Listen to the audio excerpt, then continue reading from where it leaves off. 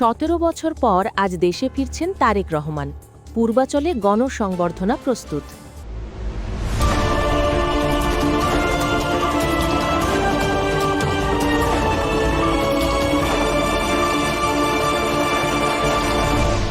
Channel CB.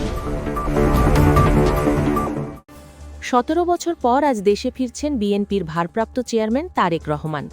দীর্ঘ প্রবাস জীবন শেষে তার এই প্রত্যাবর্তন ঘিরে রাজনৈতিক অঙ্গনে ব্যাপক আলোচনা ও আগ্রহ সৃষ্টি হয়েছে।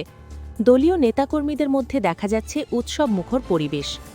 তারেক রহমানের দেশে ফেরাকে কেন্দ্র করে রাজধানীর পূর্বাচলে আয়োজন করা হয়েছে বিশাল গণসংবর্ধনা। ইতোমধ্যে সংবর্ধনা অনুষ্ঠান ঘিরে সব ধরনের প্রস্তুতি সম্পন্ন করেছে বিএনপি। পূর্বাচলের নির্দিষ্ট স্থানে তৈরি করা হয়েছে বিশাল মঞ্চ, বসানো হয়েছে বড় বড় এলইডি স্ক্রিন, পাশাপাশি নিরাপত্তা ব্যবস্থাও জোরদার করা হয়েছে।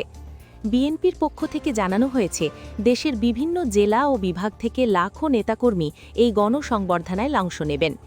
দলীয় নেতারা বলছেন, তারেক রহমানের প্রত্যাবর্তন দেশের রাজনীতিতে একটি নতুন অধ্যায়ের সূচনা করবে। এদিকে তারেক রহমানের আগমন উপলক্ষে ঢাকাসহ আশপাশের এলাকায় নেওয়া হয়েছে বিশেষ ট্রাফিক ও নিরাপত্তা ব্যবস্থা। আইনশৃঙ্খলা বাহিনী জানিয়েছে, সার্বিক পরিস্থিতি শান্ত রাখতে তারা সতর্ক অবস্থানে রয়েছে। রাজনৈতিক বিশ্লেষকদের মতে, দীর্ঘ 17 বছর পর তারেক রহমানের দেশে ফেরা আসন্ন জাতীয় রাজনীতিতে গুরুত্বপূর্ণ প্রভাব ফেলতে পারে। এখন দেখার বিষয়, তার এই প্রত্যাবর্তন বিএনপির ভবিষ্যৎ রাজনৈতিক কৌশলে কী ধরনের পরিবর্তন আনে। সব মিলিয়ে আজকের দিনটি বিএনপির জন্য যেমন গুরুত্বপূর্ণ, তেমনি দেশের রাজনীতির জন্য একটি উল্লেখযোগ্য মুহূর্ত হয়ে থাকছে। Subscribe now for daily news and updates.